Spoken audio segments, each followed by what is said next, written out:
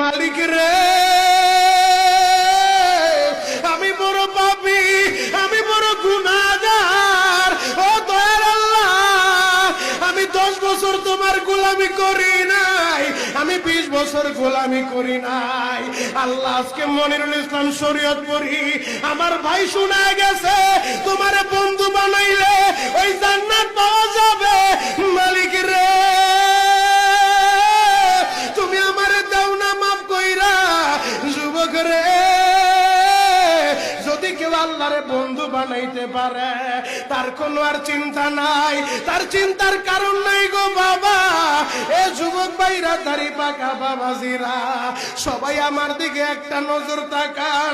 এই যে দেখেন, আমি হাতের ভিতরে আহারের টিস্যু দিয়া কাফনের মতো একটা দৃশ্য বানায় ফেললাম।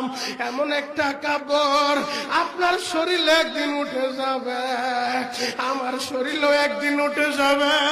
ও চেয়ারম্যান ভাইরা, ও মেম্বার ভাইরা, ও নেতা ভাইরা, ও আলেম ভাইরা, এখন কাঁদতে বলছি, শুধু কাঁদবা। জীবনে কত জায়গায় আমরা গোসল করলাম। আহারে, কক্সবাজার ঘুরতে যাইয়া সমুদ্রের ভিতরে গোসল করলা, কুয়াকাটায় ঘুরতে যাইয়া সমুদ্রে গোসল করলা।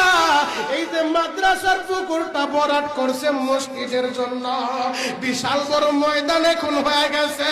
এই পুকুরের ভিতরে কত মানুষ গোসল করছে।